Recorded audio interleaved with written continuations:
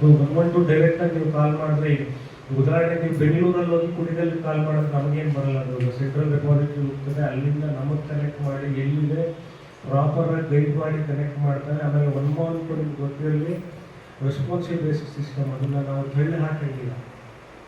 112 ನೀವು ಕೈಯಲ್ಲಿ ದೂರುಗಳನ್ನ ಏನು ಬರೆದು ಕೊಡ್ತೀರ ಅದಕ್ಕಿಂತ ಅತಿ ಪವರ್ಫುಲ್ ಸಾಧನ. ಯಾಕಂದರೆ ಅಲ್ಲಿಂದ ಏನು ನಿಮ್ಗೆ ಕಂಪ್ಲೇಂಟ್ ಬರ್ತದೆ ಅದು ಅಡ್ರೆಸ್ ಆಗಲೇ ಇರುತ್ತೆ.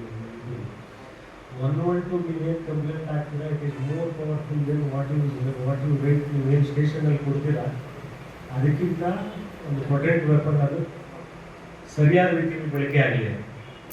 ಈಗ ಮನೆ ಮನೆಗೆ ಪೊಲೀಸ್ ಅಂತ ತಾವು ಜಿಲ್ಲೆ ಒಳಗೆ ಎಲ್ಲ ತಾವು ಆಗ್ತಾಯಿದೆ ಸರ್, ಅದರಿಂದ ಸಾಕಷ್ಟು ಅನುಕೂಲ ಆಗ್ತದೆ. ಆದರೆ ಈ ಕುಣಿಗಲ್ ತಾಲೂಕಲ್ಲಿ ಹೋಗಿದ್ದಾರಾ ಸರ್ ಮನೆ ಮನೆಗೆ ಪೊಲೀಸ್? ಮನೆ ಪೊಲೀಸಿಗೆ ಏನಾಗಿದೆ, ಫಸ್ಟ್ ಟೈಮ್ ನಾವು ಅದನ್ನು ಎಲ್ಲ ಕಡೆ ರೀಚ್ ಆಗಬೇಕು ಅನ್ನೋದು ನಮಗೆ ಮೇಲಿನಿಂದ ಆದೇಶ ಇತ್ತು.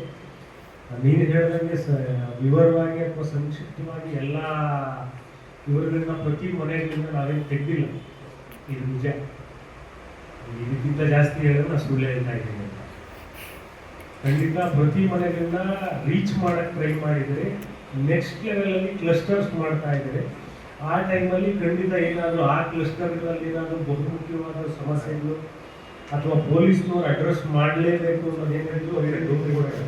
ಅದಕ್ಕಿಂತ ಒಂದು ಪ್ರೊಟೆಕ್ಟ್ ಪವರ್ಫುಲ್ ಸಾಧನ ಏನಂದರೆ 112. ಯಾಕಂದರೆ ನಾವು ಅದನ್ನು ಕ್ಲೋಸ್ ಮಾಡಲೇಬೇಕು, ಇಲ್ಲಾಂದರೆ ಟೆಕ್ನಿಕಲ್ ಗ್ಲಿಚಸ್ ಆಗ್ತದೆ, ನಮಗೆ ಮೇಲಿಂದ ಫೋನ್ ಬರ್ತದೆ. 112ಗೆ ನೀವೇನಾದರೂ 112 ಮುಖಾಂತರ ನೀವೇನಾದರೂ ಕಂಪ್ಲೇಂಟ್ ರಿಜಿಸ್ಟ್ರೇಷನ್ ಮಾಡಿದ್ರೆ ಕ್ಲೋಸ್ ಮಾಡಲೇಬೇಕು. ನನಗೆ ಪ್ರತಿದಿನ ರಾತ್ರಿ 112 ಮುಖಾಂತರ ಯಾವ್ದು ಕಂಪ್ಲೇಂಟ್ಸ್ ಏನಾಗಿದೆ, ಬಂದಿರೋದು ಯಾವುದಾದ್ರು ಕ್ಲೋಸ್ ಆಗಿದೆಯಾ ಅಥವಾ ಉಳಿದಿದೆಯಾ ಅನ್ನೋದು ನಾನು ಅದನ್ನು ನೋಡ್ತೀನಿ.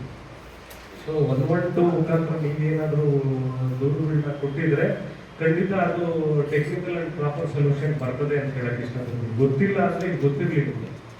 112 ಮೋಸ್ಟ್ ಪವರ್ಫುಲ್ ವೆಪನ್. ಈಗ ಈ ದೂರುದಾರರು ಯಾರಿದ್ದಾರೆ ಜನಕ್ಕೆ, ಇದು 112 ಇಂದ ಬಂದಿದ್ದು ಯಾವುದೇ ಕಾರಣಕ್ಕೂ ನೀವು ಯೋಚನೆ ಮಾಡೋದೇ ಬೇಕಾಗಿಲ್ಲ, ಅದು ಅಡ್ರೆಸ್ ಆಗೇ ಆಗುತ್ತೆ.